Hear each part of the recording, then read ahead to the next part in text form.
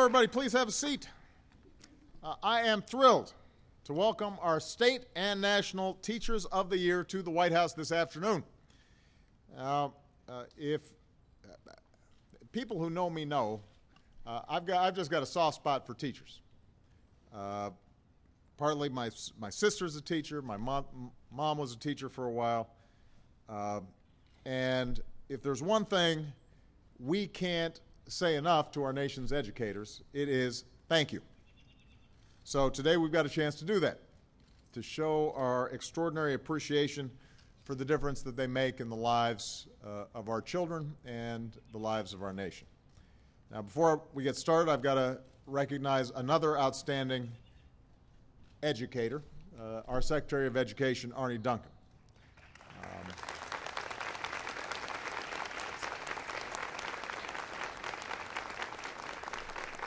Who is as passionate about the future of our kids as anybody that I know.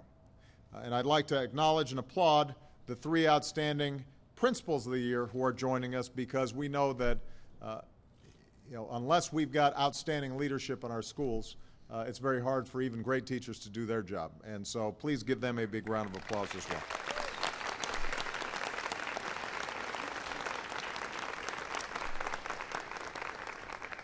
Now, these educators behind me come from all over the country. They represent cities and towns of every shape and size, all types of schools. But the one thing that binds them together is that they are absolutely devoted to nurturing the next generation. They're role models who show our kids how to work hard to reach their potential. They encourage our children's passion. They inspire our children's imaginations. And this year's National Teacher of the Year, Jeff Charbonneau, is from Zillah, Washington. Did I say that right, Jeff? Charbonneau, so yes. Charbonneau? Charbonneau from Zillah. From Zillah. That's why he's a good teacher. As Jeff put it, a teacher's greatest accomplishments are revealed each time a student realizes that he or she has an unlimited potential. And I'll bet everybody here can remember a moment like that, when a teacher helped them find that spark that allowed them to get to where they are today. A teacher who saw something in us that maybe at the time we didn't see in ourselves. 12 years ago, when Jeff decided to return to his hometown to teach, Zillah High School had no engineering curriculum. The science curriculum was lagging. Kids had to go off campus for technology classes, and the computer resources were, frankly, pretty poor.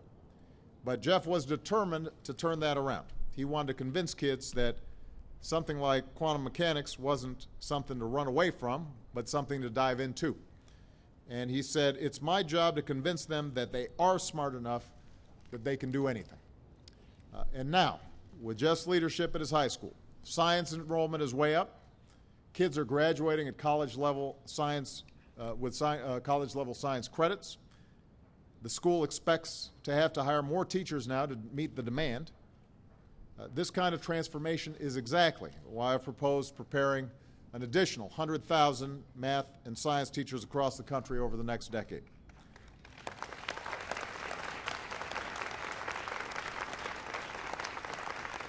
And excellent teachers like Jeff could make part of a Master Teachers Corps, a network of outstanding educators who serve as leaders and mentors for their colleagues in these particular subject areas. But it's not just classroom teaching that distinguishes Jeff. He reinvigorated the school's yearbook. He started an outdoors club. He brought his passion to the drama program. He's even helping out other schools. And because of Jeff, hundreds of students all over the state are now participating in high-skills robotics competitions and gaining valuable engineering experience.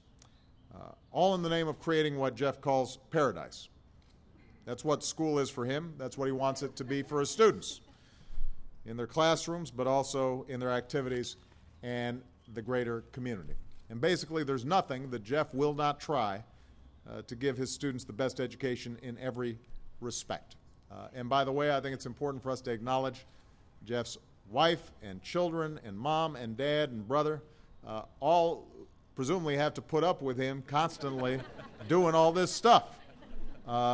And we appreciate them for the great support that they've given him. Now, what's true for Jeff is true for every educator standing behind me. They understand that their job is more than teaching subjects like reading or chemistry. They're not just filling blackboards with numbers and diagrams. In classrooms across America, they're teaching things like character and compassion and resilience and imagination. They're filling young minds with virtues and values, and teaching our kids how to cooperate and overcome obstacles. So today we honor the dedicated professionals that help guide that critical development. Any parent knows it's hard to drop your son off or your daughter off at school that first time.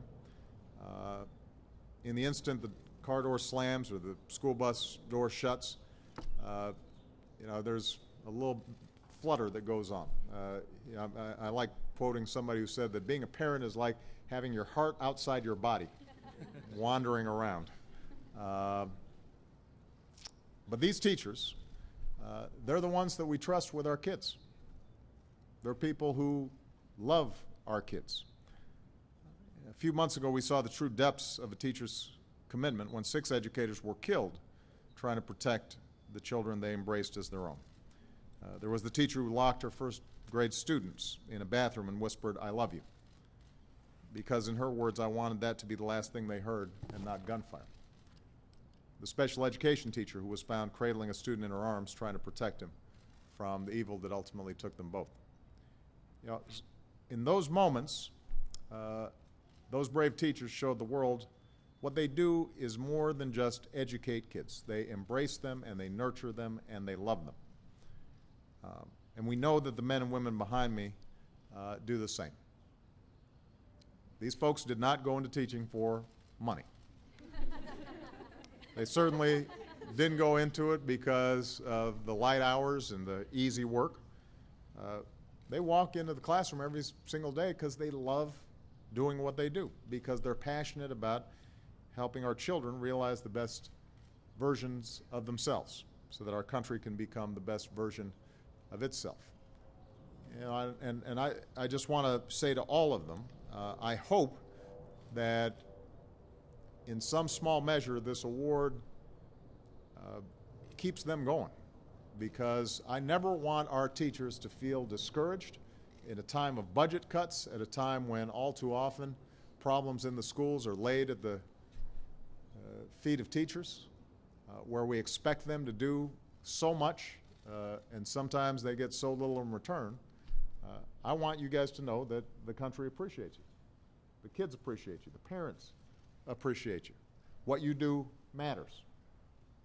It's critical to our success as a country, but most importantly, it's critical to those kids themselves. I cannot think of something more important than reaching that child who maybe came in uninspired and suddenly you've inspired them. And by the way, I want to mention, I often talk about STEM and math and science. I really do think it's critically important. We've fallen behind in a lot of those subjects, but I don't want to neglect our English teachers and our arts teachers, our music teachers, our history teachers, our social science teachers, because yes, we want folks inventing things, and we need more engineers and scientists and probably fewer lawyers. I can say that as a lawyer. But part of what you're also teaching young people is qualities like compassion and being able to put yourself in somebody else's shoes, and that's what makes our society worth living in as well. So bottom line is, thank you. And the least that the rest of us can do is to give all of these folks the respect that they've earned, the gratitude we owe them. Teaching is a profession, and it should be treated like one. And that means we're going to have to recruit and prepare and reward our next generation of great educators more effectively. Secretary Duncan's been working with folks around the country on a new blueprint for teaching in the 21st century, listening to some of these outstanding teachers and educators and principals so that we can figure out what best practices are out there. Educators like Jeff and everyone up here today, they represent the very best of America, committed professionals who give themselves fully to the growth and development of our kids. And with them at the front of the classroom and leading our schools, I'm absolutely confident that our children are going to be prepared to meet the tests of our time and the tests of the future. So we're grateful to all of you. Thanks for helping our kids dream big, hope deeply, and realize a brighter future. So with that, I would now like to present Jeff with his apple, and I want to, but don't bite into it, and invite him to say a few words. Give Jeff a big round of applause.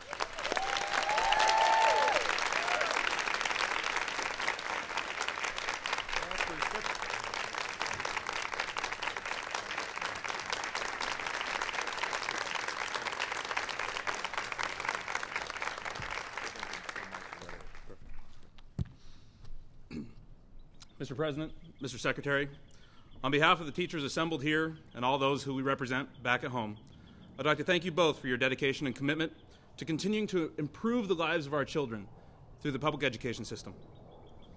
When I start out the school day, I say a very simple phrase that I think fits pretty perfectly with today. Welcome back to another day in paradise. Do you see it? I don't mean the power and the majesty of being on the White House grounds. There's something else here that is far more powerful and far more beautiful. Look at my fellow teachers of the year, and I ask you to see what I see. See the sparkle of pride in their eyes? Pride that comes not from winning awards, but pride in knowing that they represent more than 3.2 million hardworking and dedicated teachers. Pride in knowing that we are a very small sample of the greatness of education in the United States of America. Do you see the wrinkles? Yes? Maybe on Jeff. You guys look great. Some of us have more than others, granted. But wrinkles that have borne witness to the hours of laughter and the hours of joy that come from sharing in the art of discovery with our students. Do you see the strength of their shoulders? Shoulders that have lifted students up from the lowest of conditions to the highest of prosperity by the grace of education. When I look at my fellow teachers here today, folks like Heidi, Rhonda, and Alex, I see a teaching force that exemplifies the kind of education that I want my own children to have. I see the knowledge to provide rigorous content that will enable future generations to continue to grow our economy and to be leaders in global innovation. I also see the experience necessary to provide a nuanced education that takes into account the individual needs of all of our students from pre-kindergarten to secondary. What I see in these teachers is a reflection of the state of education in our country. I firmly believe that we are a nation of succeeding schools. It is time that the real message of education is shared, that the students of public education in the United States of America have some of the best opportunities to succeed. Their teachers are high-quality educators, their local districts are proactive about their educations, and their government is committed to implementing real and meaningful reform measures. We are a nation of public schools that are continually working to improve and adapt to a changing world. And I'll tell you what, I wouldn't have it any other way. Thank you. There you go. Great job. Really proud of you. Keep up the great work.